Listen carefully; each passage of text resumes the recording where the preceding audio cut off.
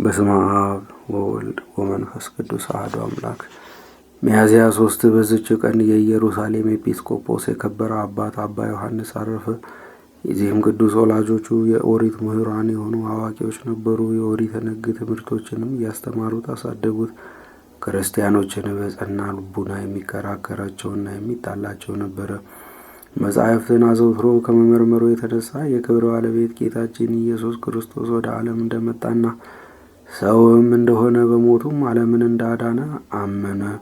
እርሱም የባሕርይ አምላክ እንደሆነ አምኖ በኢየሩሳሌም ኤጲስቆጶስ በአባ ዮስጦስ እጅ ተጠመቀ። ዲቁናም ሾመው። ከዚያም በኢየሩሳሌም ሀገር ኤጲስቆጶስነት ለመሾም እስኪገባው ድረስ በበጎ ሥራና በእውቀት አደገ። ኤልያስ የሚባለው እንድርያኖስም በነገሠ ጊዜ ከኢየሩሳሌም ሀገር የፈረሰውን ሕንፃ ሁሉ እንዲያንጹና በስሙ ኤልያስ ተብሎ እንዲጠራ አዘዘ። ከዚህም በአይሁድ ምኵራብ ደጃፍ ላይ ታላቅ ግንብ ሰሩ።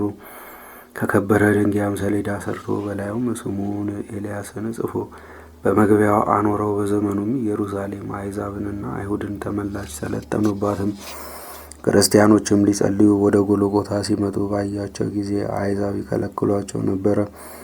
በዚያ ዝሁራ በሚባል ኮከብ ስም መስጊድ ሰርተው ነበርና፣ ስለዚህም ክርስቲያኖችን በዚያ እንዳያልፉ ይከለክሏቸው ነበረ። በዚህም አባት ላይ ከአሕዛብ ታላቅ መከራና ሐዘን ደረሰበት። ብዙ ጊዜ ደብድበውታልና በምድር ላይም ጎትተውታልና አጎሳቅለውታልና። እርሱም ነፍሱን ወደ እርሱ ይቀበል ዘንድ የክብር ባለቤት ጌታችን ኢየሱስ ክርስቶስን ለመነው። ጌታም ልመናውን ሰምቶ በሰላም አረፈ። በረከቱ ከእኛ ጋር ለዘላለም ትኑር አሜን። በዚችም ቀን ደግሞ የከበረ አባት በእስክንድርያ ለተሾሙ አባቶች ሊቃነ ጳጳሳት 71ኛ የሆነ አባ ሚካኤል አረፈ። ይህ አባት ከታናሽነቱ ጀምሮ የምንኩስና ልብስ ሊለብስ ወደደ። በአስቄጥስ ገዳም በአባ መቃርስ ቤተ ክርስቲያን መንኩሶ እስከሸመገለ ድረስ በዚያ ኖረ። በብዙ መነኮሳትም ላይ አበምኔት ሆኖ ተሾመ። በዘመኑ ሁሉ መልካም ተጋድሎ በመጋደል እግዚአብሔርን ደስ አሰኘው። በወንጌላዊ ማርቆስ ወንበር ላይ ሊቀ ጵጵስና ለመሾም እስኪገባው ድረስ ፍጹም ተጋድሎ በመጋደል ደከመ። ከእርሱ በፊት የነበረ ሊቀ ጳጳሳት አባ ገብርኤል ባረፈ ጊዜ የወንጌላዊ ማርቆስ ወንበር ያለ ሊቀ ጳጳሳት 4 ወር ኖረ። ለዚች ሹመት የሚሻለ ሲመረምሩና ሲመርጡ ብዙ ደከሙ። ከብዙ ድካምም በኋላ 3 የገዳም ሰዎችን መርጠው ስማቸውን በ3 ክርታስ ጻፉ።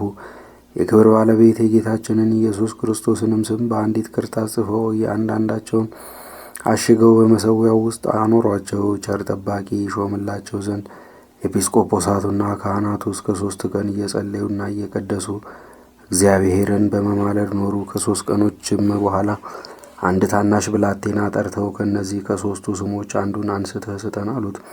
ያም ብላቴና የዚህን አባት የአባ ሚካኤልን ስም ያለበትን ያንን ክርታስ አወጣ። ሁሉም እግዚአብሔር እንደመረጠው አውቀው ይገባዋል፣ ይገባዋል፣ ይገባዋል እያሉ ሊቀ ጵጵስና ሾሙት። እርሱም በሹመቱ ላይ ሆኖ እንደሚገባ በመልካም አመራር ስራውን መራ። የሚጽፍለትም ጸሐፊ መረጡለት። ስለ ምዕመናን አጠባበቅና ስለ ማስተማር ወደ ሀገሮች ሁሉና ወደ ኤጲስቆጶሳቱ መልእክትን ይልክ ነበረ። እርሱም ከኃጢአታቸው ተመልሰው ንስሐ እንዲገቡ ሕዝቡን ይመክራቸውና ይገሥጻቸው ነበረ።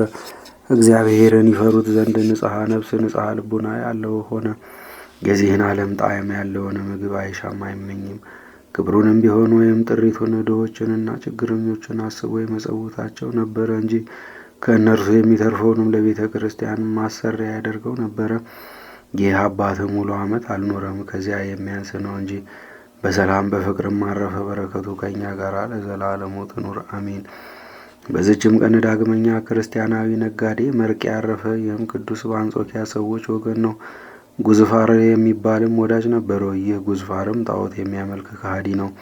ከሃይማኖት በቀር በምን አይለያዩም። ከዕለታትም በአንዲቱ መርቄና ጉዝፋር ነበግዱድ ወደሚባል አገር ለንግድ ሂደው ሰው በሌለበት በበረሃ ውስጥ 5 ቀን ተጓዙ። ክርስቲያናዊ መርቄም ባለጸጋ ነው። ከእርሱ ጋርም 40 ልጥር ወርቅ ነበረ። በጎዳና በጉዞ ላይም እያሉ ለሞት የሚያደርስ ደዌን መርቄ ታመመ። ከዚያም ራሱን አጽናንቶ እንዲህ ብሎ ጻፈ። ከባሪያ ልጅ ከባሪያ መርቄ ከእኔ ያለ በጥቁር በቅሎ የተጫነ 40 ልጥረ ወርቅ ለአንተ ይሆን።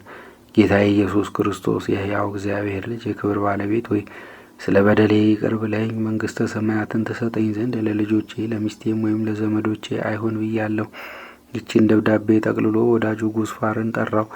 የሚለውን ሁሉ ያደርግለት ዘንድ አማለው። ከዚያም በምሞትበት ጊዜ አትንካኝ፣ ግን ይህን 40 ልጥረ ወርቅ እንደተጫነ ከበቅሎ ጋር ወስደ የክብር ባለቤት ለሆነ ለሕያው እግዚአብሔር ልጅ ለጌታዬ ኢየሱስ ክርስቶስ በእጁ ስጠው። ለልጆቼ እንዳትሰጥ ከእርሱ በቀር ለማንም ቢሆን አትስጥ አለው። ጉዝፋርም እንዲህ ብሎ መለሰለት፣ አንተ ራስህ ሞቶ ተነስቶ ወደ ሰማይ ወጣ የምትል አይደለምን? እኔ ወደ ሰማይ ወጥቼ ልሰጠው እችላለሁን? መርቄም እንዲህ አለው፣ ወደ ቤተ ክርስቲያን ሂድ፣ ራሱ ወደ አንተ ይመጣል፣ እጅ በእጅ ስጠው። ከዚህ በኋላ መርቄ ለሞት ሲቃረብ ራቅ ብሎ በመቀመጥ ጉዝፋር መሞቱን ይጠብቅ ነበረ። ወደ እርሱም መላእክት የብርሃን ልብስ ይዘው ሲወርዱ አየ። ከእርሳቸውም ጋር ጻድቃን ሰማዕታት አሉ። ዳዊትን በመሰንቆ ያመሰግን ነበረ። መንፈስ ቅዱስም በርግብ አምሳል ወርዶ በስጋው ላይ 3 ጊዜ ዞረ። ያን ጊዜም የመርቄ ነፍስ ከስጋዋ ተለይታ ወደ ሰማይ እንዲህ ባለ ሁኔታ አረገች። 2 አንበሶችም መጡ፣ ምድሩንም ቆፍረው ቀበሩት። ጉዝፋርም ተነሳ፣ የመርቄንም ወርቅ ጭኖ ስላየ ሁሉ እያደነቀ ሄደ።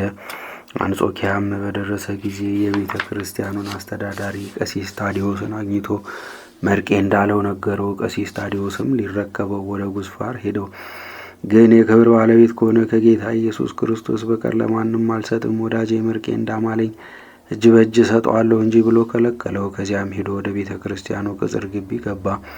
ቀሲስ ታዲዮስም ደጁን ከፈተለት። የተጫነውንም ወርቅ አውርዶ በፊቱ አኑሮ በዚያ ቆመ። ከሌሊቱ እኩሌታ ላይ እንደ ነጎድጓድ ድምፅ ያለ በቤተ ክርስቲያን ውስጥ ሰማ። ታላቅ ብርሃንም ወጣ። ጌታችንም ከሰማይ ወርዶ በመሰዊያው ላይ ተቀመጠ። መላእክትም ከእርሱ ጋር አሉ። ከመላእክትም አንዱ ከሃዲ ጉዝፋር ከዚህ ለምን ቆምክ አለው። እርሱም ወዳጁ መርቄ ለክብር ባለቤት ለጌታ ኢየሱስ ክርስቶስ እንጂ ለሌላ እንዳይሰጥ ብሎ እንዳማለው ነገረው። መልአኩም የክብር ባለቤት የሕያው እግዚአብሔር ልጅ ጌታ ኢየሱስ ክርስቶስ ይህ ነውና ና ስገድ አለው። ጉዝፋርም ሰገደ። ደብዳቤውንም ሰጠው። እየተንቀጠቀጠም የክብር ባለቤት ጌታ ኢየሱስ ክርስቶስ ሆይ አመንኩብህ አለ። ጌታም ያንን ወርቅ ይመዝኑት ዘንድ አዘዘ። 40 ልጥርም ሆነ። ጉዝፋርንም ከቀሲስ ታዲዮስ ዘንድ እንዲጠመቅ አዘዘው። ከቤተሰቡ ሁሉ ጋር የተጠመቀ። የተጠመቁትም 75 ነፍስ ሆኑ። ኃጢአተኛውን በንስሐ ተመልሶ መዳኑን እንጂ መሞቱን ለማይወድ ቸር ይቅር ባይና ሰውን ለሚወድ እግዚአብሔር ምስጋና ይሁን ለዘላለሙ አሜን።